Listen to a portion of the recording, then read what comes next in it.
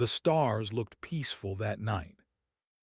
A quiet satellite floated near the edge of space, spinning slowly above a cold, quiet moon. Around it, 10 humans worked with care.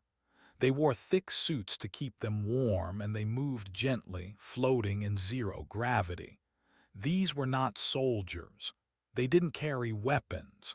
They weren't looking for a fight. They were engineers, builders, thinkers, and problem solvers. They were there to fix something broken. That satellite was old and important. It sent signals between Earth and the rest of the galaxy. Without it, many ships would be lost. Messages wouldn't get through. Planets would be in the dark. The 10 engineers volunteered to stay behind and fix it. Others had already gone home. But these 10 stayed. They knew the job was hard and risky, but they also knew someone had to do it. They smiled behind their helmets. They talked to each other with calm voices through radios. "Almost done," one said. "Just 2 more cables," said another. They had no idea that someone was watching them from a distance, and not in a friendly way. Far away, hidden in the shadows of space, a warship floated silently. It belonged to the Zelari Empire, a powerful alien race that ruled many star systems. The Zelari were proud, strict, and cold. They didn't like humans. They didn't trust them. They believed humans were messy, soft, and too emotional. The Zelari didn't like anyone fixing things near their borders.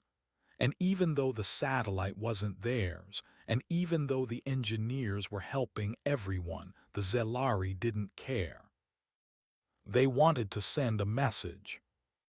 The Zelari ship moved closer like a shark circling quiet swimmers. No alarm was raised. The humans didn't even know it was there. And then, it happened. 10 bright beams of light shot out in silence. One by one, the engineers stopped moving. Their tools floated away into space. Their suits went still. Their radios went quiet. No warning. No trial. No names. Just silence. The Zelari ship turned and flew away without a word. Not a single message was sent to Earth.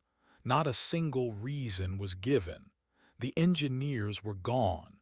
No one had time to speak. No one had a chance to ask, why? For a little while it seemed like nothing would happen. The Zelari thought it was finished. Just 10 humans, they said, just workers, just tools. Who would care? They thought Earth would be quiet. They thought Earth would bow down. They thought Earth was weak. But they were wrong. Back on Earth, the news started small. A mother didn't hear from her daughter. A husband's call didn't go through. A teacher wondered why her student never came back from his mission. Families waited and worried. Days passed. Then came the message: no survivors. The official report said nothing more, just 2 cold words.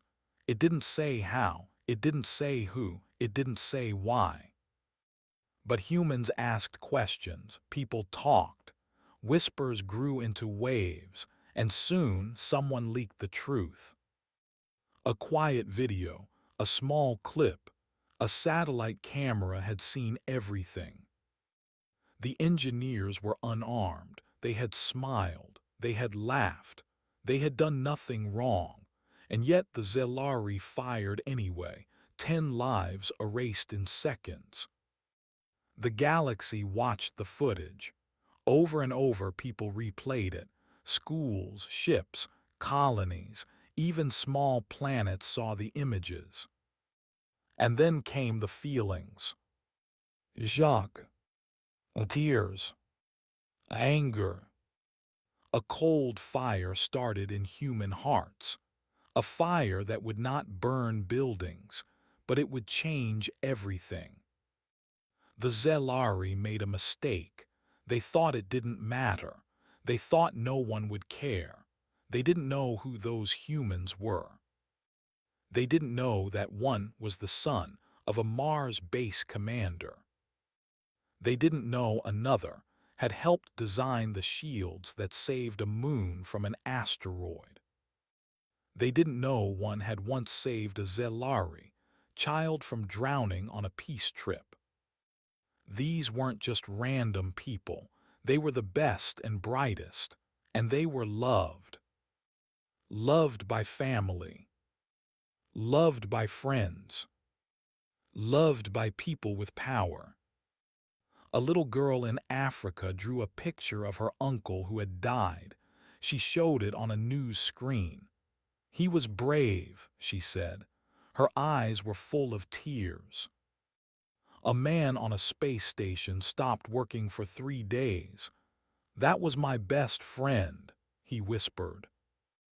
A leader in New York held a picture in her hand. "He fixed ships so others could fly. He didn't deserve this," she said. And across the galaxy, people started to ask, if they can do this to engineers, what will they do next? If they kill without reason, how can anyone feel safe? The Zelari stayed silent. They didn't send an apology. They didn't answer questions. They acted like nothing had happened. But something had happened. Something big. Something deep. Something human. A quiet rage began to grow, not loud and messy, but quiet and strong, like mountains rising, like rivers carving stone. Humans did not scream. They did not shout, not yet. But they remembered every name, every face. And in rooms with closed doors, hands clenched, teeth gritted, eyes stared at stars and said, "This isn't over." In space, silence is normal, but this silence was different. It was heavy. It carried a promise. You see, humans may be slow to anger, but when they rise together. All across Earth and its colonies, lights burned late into the night. People gathered. People planned. The 10 engineers were gone, but their work was not. Their lives still meant something, and Earth was not going to forget. The message was clear. The video was real. The pain was deep. But what came next would shake the galaxy. They were not just engineers, they were people. The 10 who died near the edge of space were more than workers fixing a broken satellite. Each one had a story. Each one had dreams, hopes, and someone who loved them. They had families who waited, friends who smiled when they walked into the room. They were not nameless. They were not alone. The first was named Maya Lee. She was only 26. Her long black hair always floated around her helmet in space. Maya was known for her quiet voice and calm hands.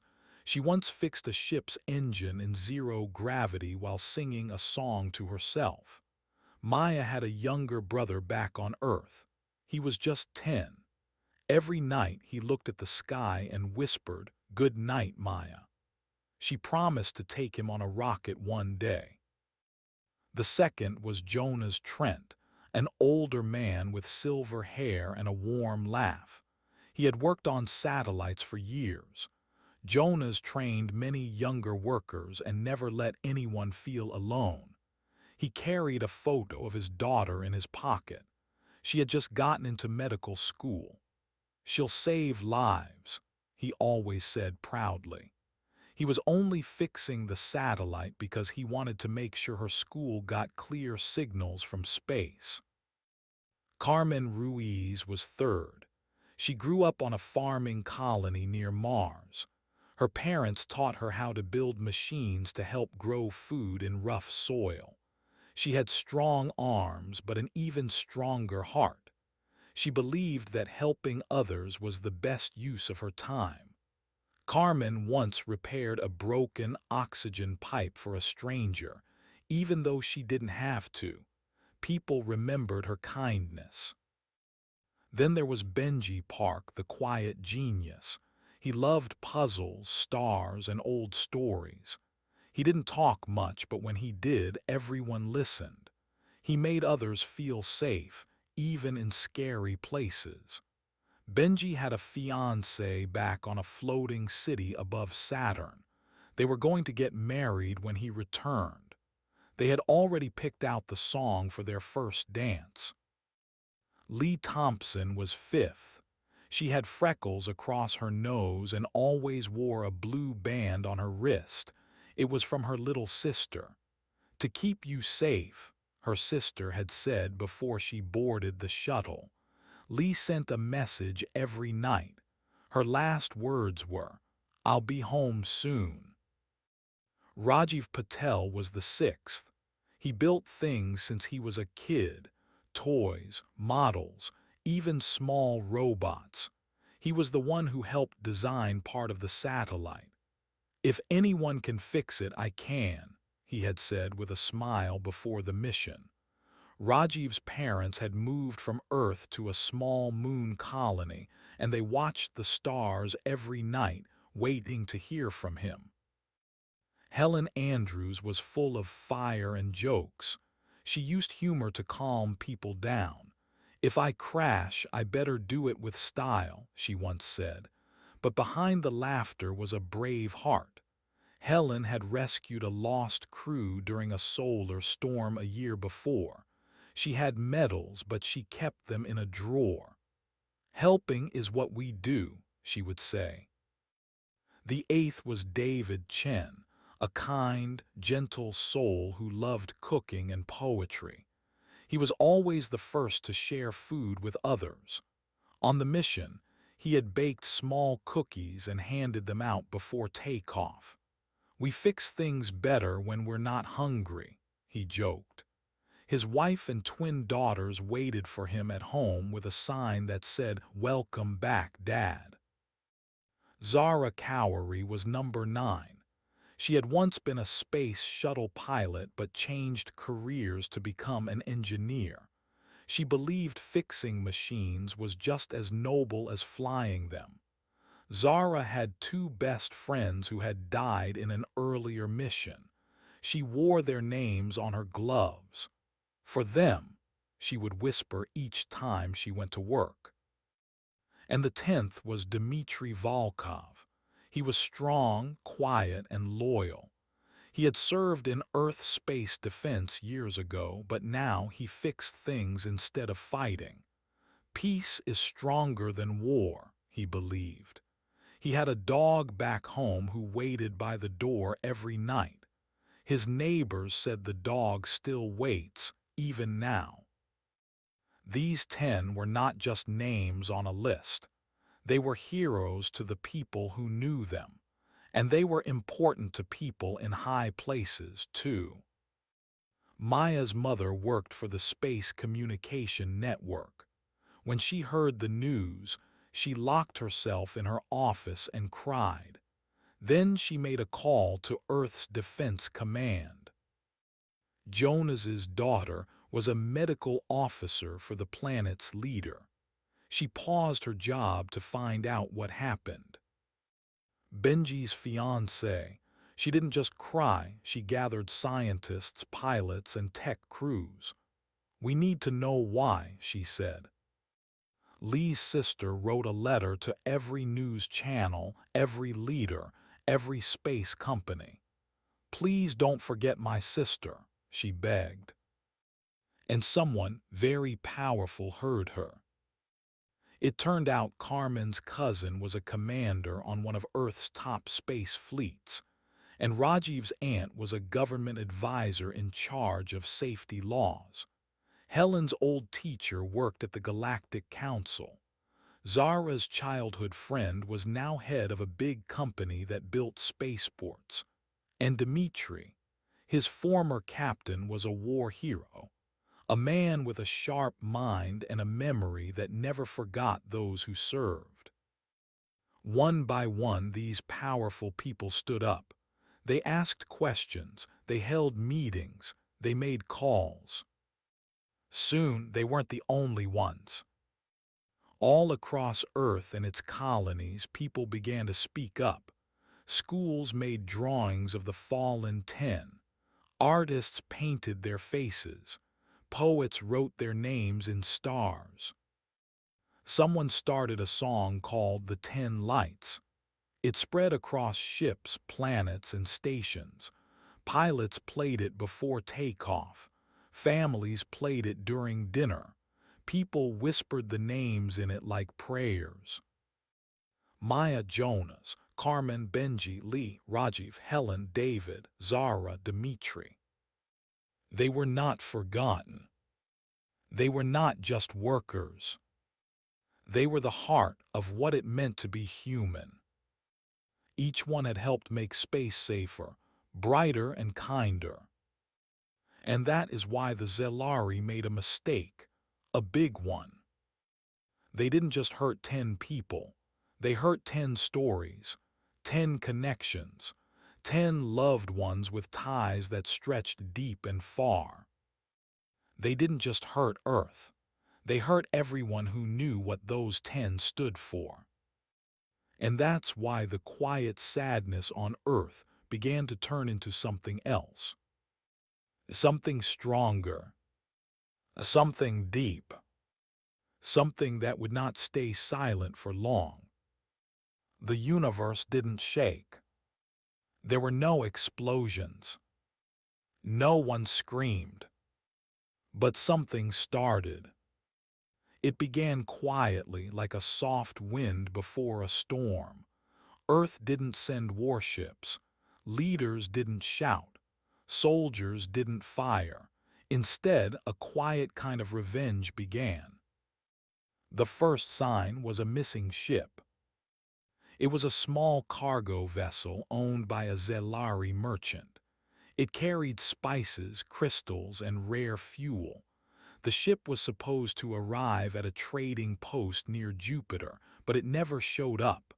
The Zelari called and called. No answer. Then the beacon, the signal that says "I'm here," just went dark.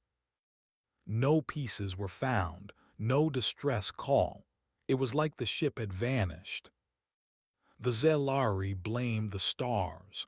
Maybe it got lost, they said. Maybe a system broke. But deep inside, someone wondered. Someone asked, could this be connected? A week later, something else happened. A space station on the edge of a trade route, one run by Zelari merchants, suddenly shut down. Lights off, doors locked, supplies missing. When help arrived, the guards were confused and dazed. "We don't know what happened," they said. "One moment we were awake and the next everything was gone." But nothing was destroyed. No one was hurt, just gone. The systems were wiped, data missing, names removed. It didn't seem like war. It felt more like a shadow. A quiet hand had reached in, taken what it wanted, and left before anyone noticed. Still, the Zelari didn't worry. "It's a coincidence," their leaders said.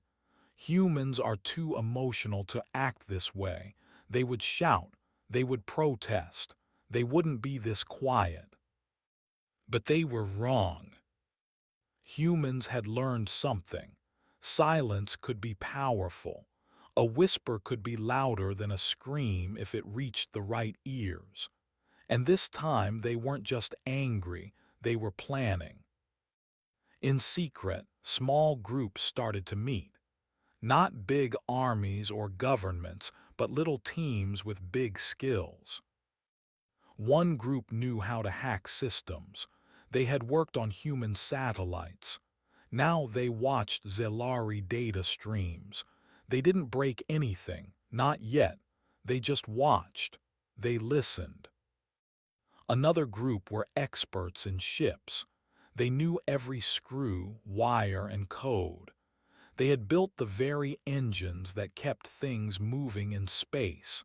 And now they knew how to stop them. Still another group worked with money. Quiet money, invisible money. They didn't steal, they shifted things, moved numbers, hid funds. And sometimes they made things disappear. Bit by bit, the world changed. Zelari ships arrived late.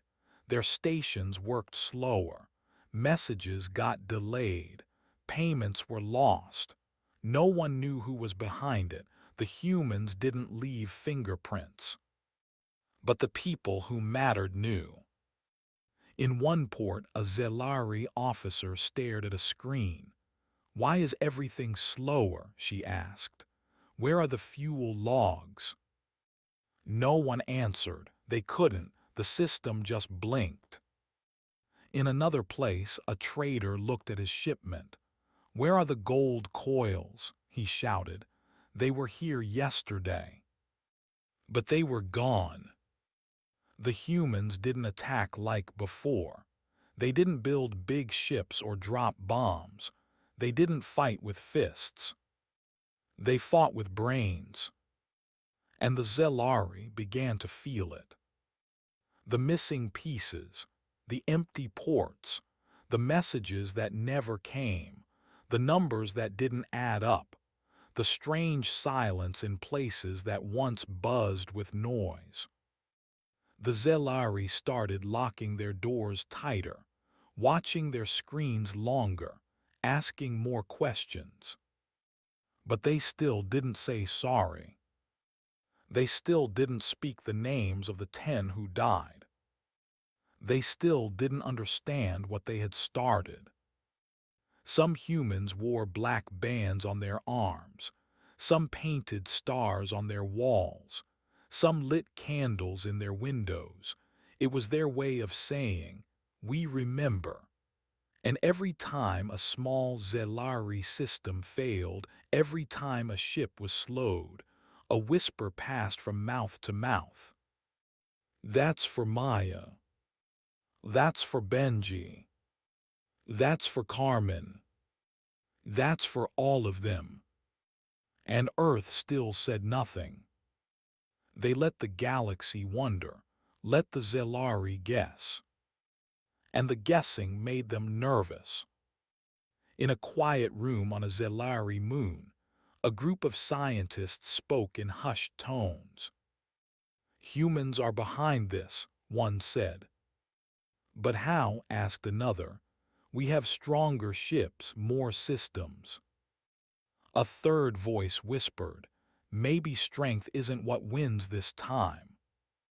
In that moment, they started to see something different. Humans didn't want a war. They didn't want more death. They wanted justice. They wanted memory.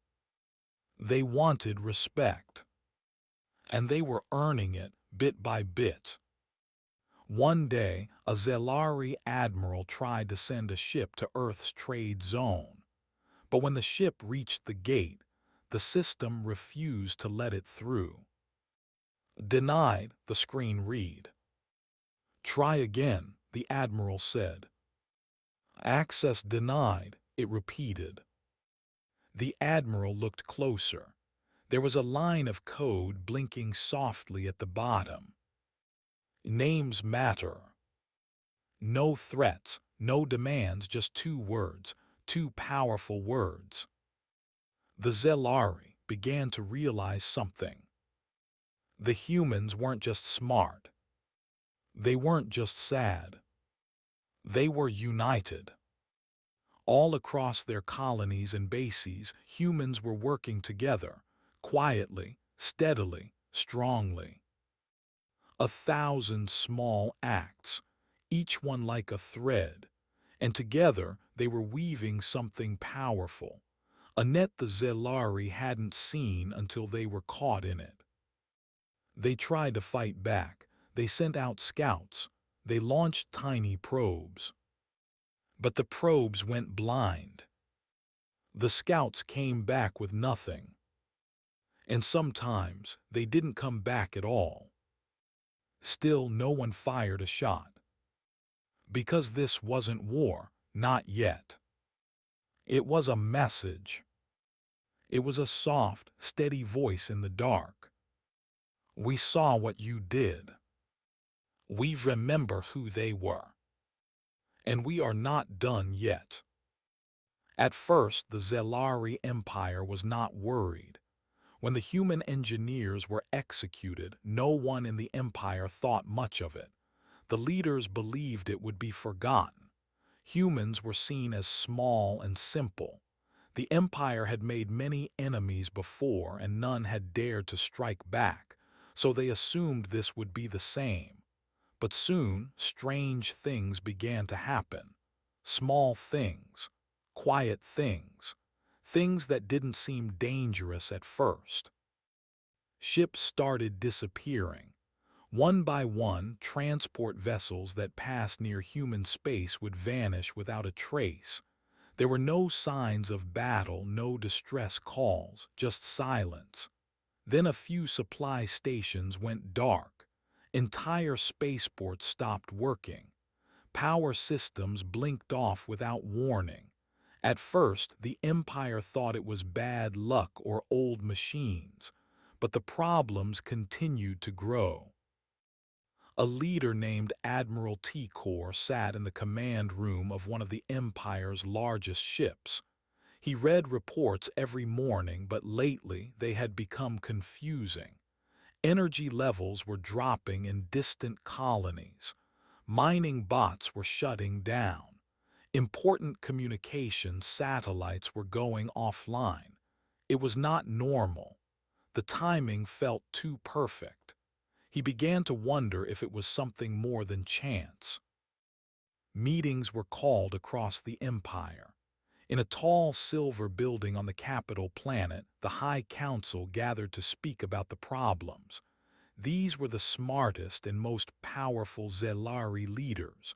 Some were warriors, some were scientists, some were rulers of entire planets. They sat around a glowing table and listened to the latest updates. A woman named Counselor Nara stood and showed a screen. On it were maps of trade routes and ship logs. Many red dots showed ships that had gone missing, all near Earth space. Nara explained that 7 trade ships had vanished in the last month. That was not normal. Someone asked if it was pirates, but pirates always asked for ransom. These ships had gone missing without any message. Another counselor asked if it could be a machine problem. Nara said that was possible but unlikely. The ships were all well maintained. The stations had been checked just weeks earlier. The High Council began to argue. Some believed it was nothing serious. Others felt a warning in their hearts. A few still laughed at the idea of humans being behind it, but Nara did not laugh. She had a feeling, a deep, quiet feeling that something was very wrong. In a far-off station, a young analyst named Reek noticed something strange too. He had spent hours looking at old space traffic records. Most of it was boring work. But then he saw something strange. Every ship that had gone missing passed through the same old gate, a jump point built near a dead moon. That gate had not been used much in years. It had been built with human help long ago. Reek thought the pattern was important. He showed it to his commander. The commander didn't care. He told Reek to stop wasting time, but Reek couldn't forget what he had seen. He knew the data meant something. He wasn't the only one. On another planet, a team of engineers found something even worse. A mining system had been fully rewritten overnight. The codes were different, All the backup files were gone. It was as if the entire system had been erased and replaced, but there was no damage, just a message left behind on a dark screen. It said, "We are awake." No name, no threat, just a sentence, short, quiet, powerful. The message spread through secret channels. The council read it and no one spoke for a long time. It was clear now the humans were not just reacting, they were planning. Slowly, carefully, they were changing everything. And the worst part, they didn't say anything out loud. They were not asking for peace. They were not shouting for justice. They were just acting. Admiral T-Corps looked at a large map of the Empire. It showed all the systems under their control. For many years it had looked strong. Red dots for power, green dots for trade. But now gray dots were spreading across the map. Gray meant silent. Gray meant lost. Gray meant broken. He asked his staff how much had been affected. The answer came slowly, 13%. 13% of the Empire's systems were no longer working, and the number was growing. Still, some leaders refused to believe it was humans. They called them weak. They called them slow. But they forgot that humans had something stronger than weapons. They had memory. They had pain. And they had patience. The humans were not rushing. They were moving like water, quiet, steady, and everywhere. They didn't break things with fire. They simply took control. One system at a time, one ship at a time. They were inside the Empire now, and no one knew how to stop them. Some leaders wanted to fight. They shouted for war, but others knew it was too late for that. If they attacked Earth now, it would only make things worse. The humans had already prepared. They had already watched. They had already waited. The time for simple war was over. Now the Zelari Empire was in a trap they could not see, and fear began to spread. Even the proud generals stopped laughing. Even the rich traders felt nervous. Even the silent spies started to whisper. The humans had been quiet for months, and now everyone was listening. The Zelari had believed in force. They had believed in control, but they had never believed in fear, not their own. Now they knew what it felt like. And Earth hadn't even spoken yet. Far away from the center of the Zelari Empire on the blue and green planet called Earth, something powerful was growing. There were no big shows, no fireworks, and no news reports. But deep beneath the surface, people were meeting. Doors were locked. Lights were dimmed. Voices were low. Earth was planning something, something important, something secret. Inside an old, cold building buried under a mountain, 12 humans sat around a round table. They were not famous. Most of the world didn't even know their names. But each one of them had lost someone. A brother, a friend, a daughter, a teacher. All 10 of the engineers killed by the Zelari had left behind people who cared. And now those people were ready to act.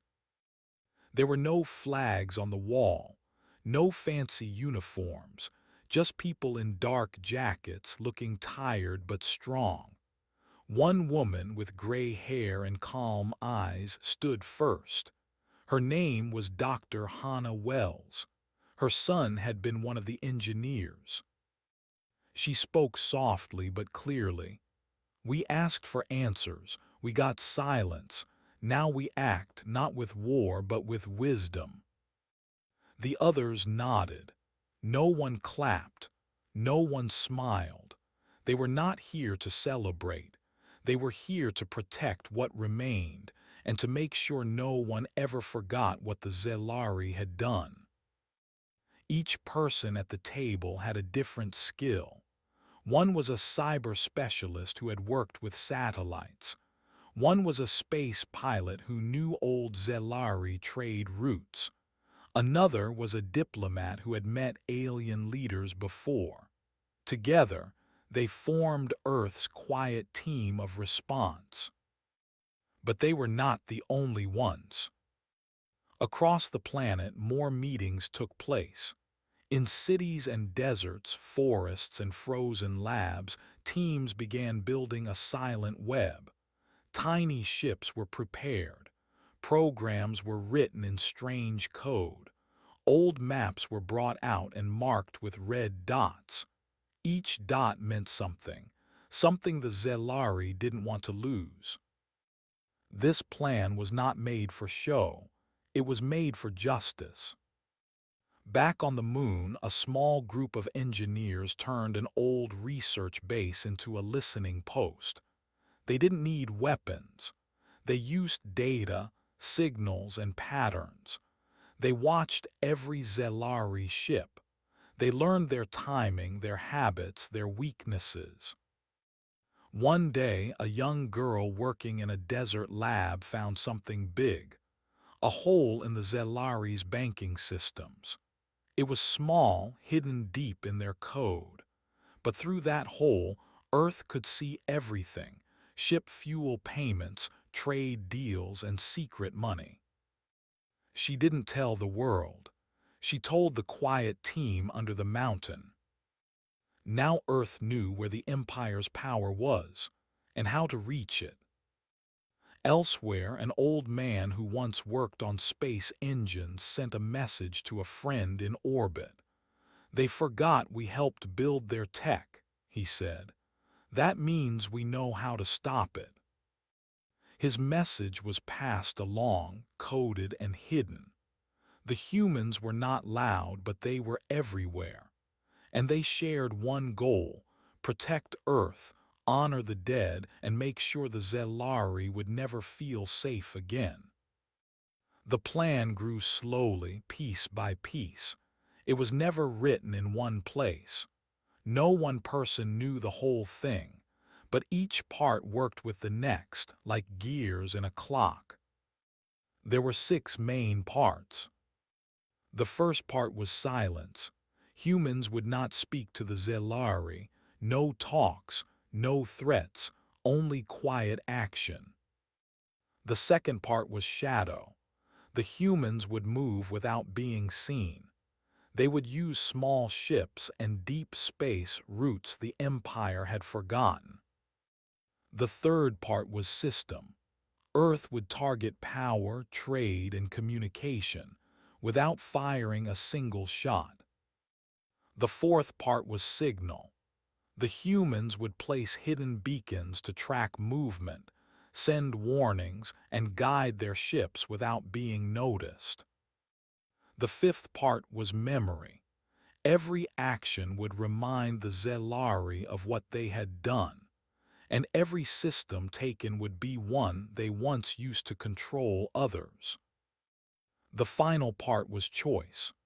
Earth would leave the Zelari with only 2 paths: stop and change, or lose everything. Every piece of this plan was made in quiet rooms, behind locked doors, with people who had tears in their eyes and fire in their hearts. They worked long hours, sometimes without sleep, sometimes without speaking, but they worked because they remembered. They remembered the names of the engineers. They remembered the last messages sent home. They remembered the way the Zelari had acted, like human lives didn't matter. And they made a promise that would never happen again. Even young students helped. Kids who were good at games helped test programs. Teenagers who liked building things helped fix old drones. Artists created symbols and signals the Empire would not understand. Writers helped craft code words to protect the messages. Everyone had a role. Even people in space colonies helped. A man living on Mars sent power back to Earth using secret channels. A woman on Europa redirected a listening beam so Earth could hear messages the Zelari thought were private. One boy even hid a tiny computer inside a gift box sent to a Zelari trader. The device opened a gate into the Empire's largest data system, and no one noticed. The humans were no longer waiting for help. They were helping each other.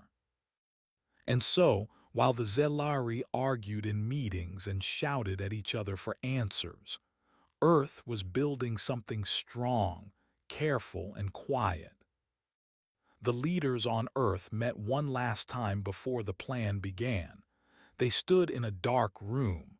No cameras, no names, just shadows and steady voices. Dr. Hannah Wells stood again. "We are not here to take planets," she said. "We are not here to make war. We are here to speak for the 10 who cannot speak, and we will speak through action." The others said nothing, but each one walked out of the room with the same thought. The world would never see Earth the same way again.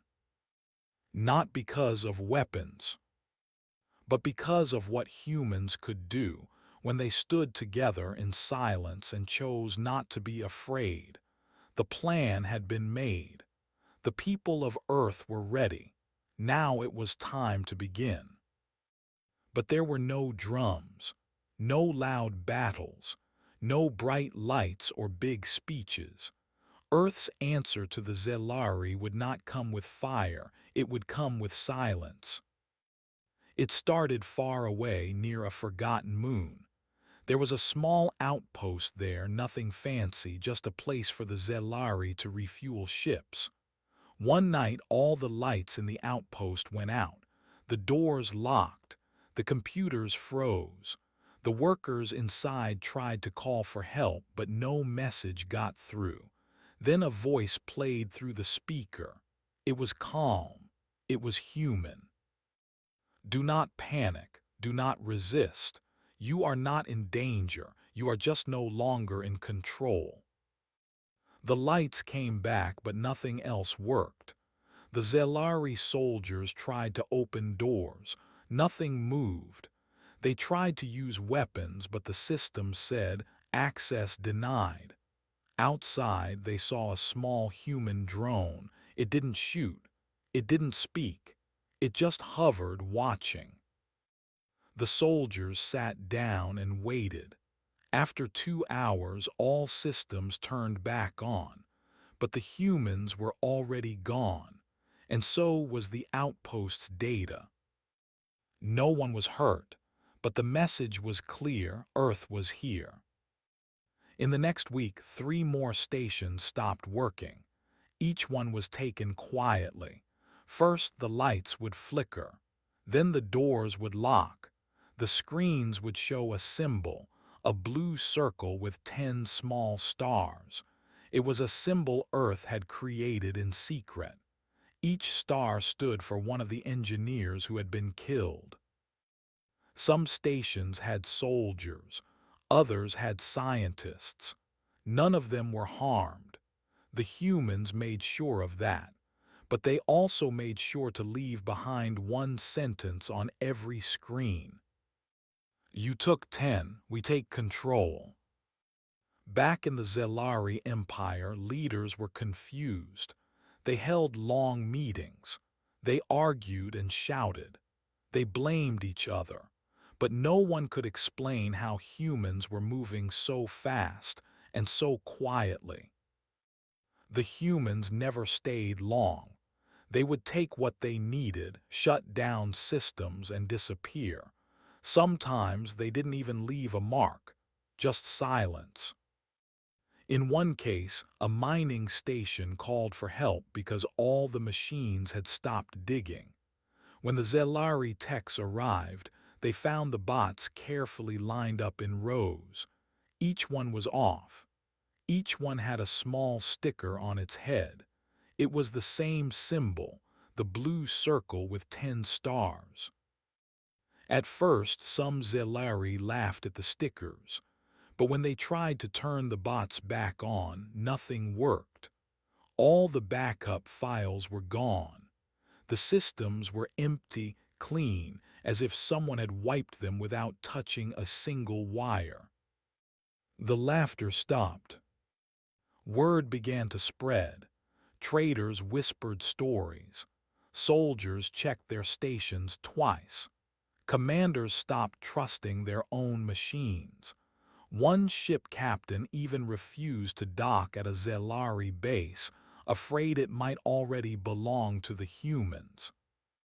And the truth was, many did. Across space, Earth's quiet teams moved like wind. They had no flags, no ships with names, just silent crafts moving through deep space routes the Zelari had forgotten.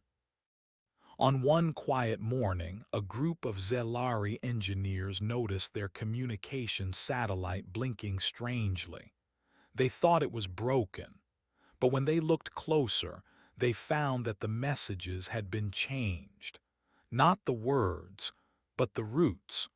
All messages now passed through a system controlled by Earth, and no one had noticed until it was too late. Even the Empire's top military base felt the touch of Earth. One night their main screen turned blue. Then a photo appeared. It showed the 10 engineers smiling, working, living. Below the photo was a message. You ended their story. We begin ours. Then the screen went black. The system restarted. But now half their security files were missing. No soldiers had entered the base. No shots had been fired. Yet the Empire had been touched right at its heart. Even Zelari news started to change. At first, the leaders tried to hide the attacks, but soon there were too many. People talked. They asked questions. Who were the humans? How were they doing this? What would they take next? Earth had not harmed anyone, but they had taken over ships, systems, and stations without leaving a single fingerprint. Some said it was magic, others said it was revenge, but everyone agreed on one thing. Earth was no longer weak. Back home, the people of Earth did not cheer. They did not dance in the streets. They knew this was not a game. They were not here to scare. They were here to protect. Each time they took over a station, they sent a silent message to the families of the 10 engineers. One more step for them, the message read. We remember. And Earth never destroyed anything they could have. They had the power now, but that was not their way. Instead, they turned off weapons. They shut down fuel lines. They stopped the flow of money and goods, but they never hurt civilians. The Zelari Empire had ruled with fear. Earth was answering with control. By the end of the month, more than 30 Zelari stations had been touched. Some stopped working for hours. Some were turned off for days, but none of them were damaged. They were simply no longer safe. One general tried to fight back. He sent 5 ships to hunt the human teams. Only 2 came back, and when they did, their computers were empty. Their captains had no memory of what happened. They said the lights had gone out, and when they came back on, everything was gone. Maps, files, even their names. The Empire started to panic. They sent warnings, they made threats. Earth said nothing. They did not answer. Because they didn't have to. Their actions were louder than any words. The Zelari Empire had enough. They were embarrassed, angry, and confused. Their stations were being taken over. Their ships were losing power, and they didn't even know how. The humans were not fighting with bombs or guns. They were winning with silence. That made the Zelari feel helpless and afraid. So the Zelari leaders decided to set a trap. They picked an old supply base near the edge of their space. It looked broken and unused. It looked like a perfect place for humans to sneak in. But this time the Empire was ready. They placed over 300 soldiers inside the base. They brought in warships and hid them behind the nearby moon. They placed sensors, lasers, and drones everywhere. It looked quiet on the outside, but it was full of weapons inside. The Zelari sent fake messages into space. They wanted the humans to see them. The messages said a rare metal was being moved through the base. It was a trick. The humans would think the station was unprotected. They would try to take it. And when they came, the Zelari would catch them all. Days passed. Nothing happened. The soldiers waited. Then one night something small appeared on their screen, a human ship. It was tiny, too small to carry weapons. It moved slowly toward the station. Everyone in the command room got excited. This was it. The trap was working. The human ship stopped near the landing zone. It didn't land, it didn't speak, it just hovered in place. The Zelari closed all gates and turned on all defenses. Lights flashed red. Weapons pointed toward the ship. The commander smiled. "This is over," he said. But just then, every screen in the base went black. The lights turned off. The machines stopped working. The doors unlocked by themselves. And then the voice came. It was a human voice, calm, soft, and serious. It said only one thing: "We knew about your trap. We were already inside." The command center went silent. The officers didn't know what to do. They tried to restart the systems. Nothing worked. The warships could not move. The drones had no power. The soldiers tried to call for help, but no signals could leave the station. It was like they were trapped inside a box with no way out. Then all around the station, small blue lights appeared. They blinked one by one. Each light was a tiny human drone. The Zelari had not seen them before, but now they hovered outside every window watching. Not one of them fired a shot, but the message was clear: they were in control. On the big screen in the control room, a picture slowly faded in. It was a photo of the 10 engineers. They were smiling in the photo. They looked kind and normal, just people trying to help. Under their photo were 3 words: "We remember everything." The power came back slowly, but it was too late. The humans had already copied all the files. The Empire's secrets, maps, codes, and plans, everything was now in Earth's hands. The Zelari hadn't caught anyone. They had only proved how weak they had become. The human ship outside turned and flew away. The drones followed. No one chased them. No one tried to stop them. The base was left open, broken, and embarrassed. And still no humans were seen. Not one face, not one name, just quiet actions. After the humans left, the Zelari commander sat in his chair. He said nothing. He just looked at the screen and held his head in his hands. They had tried to trap Earth, but Earth had trapped them first. Word spread fast after that. If even a full trap couldn't stop the humans, what could? Fear grew across the empire. Soldiers started to check their stations twice. Officers refused to use the old systems. Leaders didn't trust their own computers anymore. Some thought Earth had magic. Others believed they had spies. But everyone agreed on one thing: Earth was no longer weak. Back on Earth, the teams didn't cheer or laugh. They simply watched the results. For them, it wasn't about power. It was about justice. They were sending a message to the stars, a message louder than any weapon. You cannot hurt our people and walk away. You cannot break our trust and stay safe. And if you try to trap us, we will already be there. The Zelari Empire had strong weapons. They had giant ships. They ruled many worlds. But now something worse than ships was falling apart: their money. It started quietly. A few trades didn't go through. A shipment of food didn't arrive on time.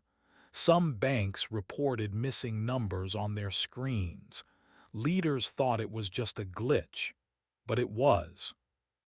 It was Earth. The humans had not just taken control of the base.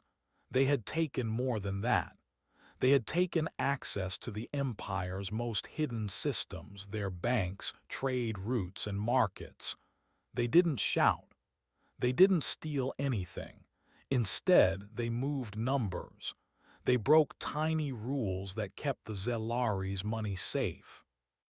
At first, the Empire's leaders didn't even notice, but the traders did. Shop owners couldn't buy supplies. Food sellers saw prices jump without warning. People began to ask questions. Why did fuel now cost 10 times more? Why was shipping delayed everywhere? Why were some goods disappearing completely? No one had answers. Then the real damage began. On one cold morning, the Empire's largest money station shut down. Every number turned to zero. Every file disappeared. The people who had worked there for years were scared. They tried to restart the system, but nothing worked. Later that day, 10 smaller banks failed too. The news spread fast. "Money is broken," the headline said. Fear grew quickly. People ran to take out their savings. Others tried to trade what they had before it became worthless. Soldiers stopped getting paid. Workers stayed home. Leaders argued in big, crowded rooms, but no one could fix it. Every time they thought they had a solution, it failed. Every new system they tried was already broken. It was like someone was always one step ahead. That someone was Earth. The humans had learned how the Zelari's money moved. They had learned where the weak spots were. They had placed traps inside the very heart of the Empire's system. And now those traps were working. Across the Empire, leaders made speeches. They said, "Stay calm, we will fix this." But the people didn't believe them. They had already seen the truth. Their mighty empire was falling, and no one could stop it. On one planet, a large store had to close. Their machines could not count money anymore. A child asked, "Why can't we buy bread?" No one had an answer. On another planet, farmers stopped growing food. They said, "We won't grow it if we can't sell it." So people began to go hungry. On a spaceport, pilots refused to fly. "No fuel, no pay, no flights," they said. Chaos was growing. And still, Earth said nothing. They didn't take credit, they didn't send threats, they just kept going, quiet, calm, cold. Every piece of the Zelari's economy, ships, markets, banks, and trade, was now under pressure. The Empire had always believed that war meant guns and bombs, but now they were learning the truth. War could also mean numbers, silence, and fear. And the worst part, they didn't even know how Earth was doing it. Some thought there were human spies inside their system. Others believed the humans had created smart machines that could think on their own. A few whispered that Earth had made deals with old enemies of the Empire, but no one knew for sure. All they knew was this: their money was no longer safe. And when money breaks, everything breaks. People started to leave the outer planets. They ran from the Empire's control. They tried to start new lives away from the broken system. Some joined rebel groups. Others just wanted to be free. The Empire, once feared and followed, now looked weak and confused. On Earth, the leaders met again. No smiles, no joy, just quiet focus. They looked at the reports. They read the numbers. They nodded. Their plan was working. The humans didn't want to destroy everything. They just wanted the Zelari to feel what Earth had felt, to feel the fear, the pain, the loss, to know what it meant when good people were hurt for no reason. And they were not finished yet. The message was growing louder each day, without a single word spoken. We are not weak. We are not broken. And we never forget.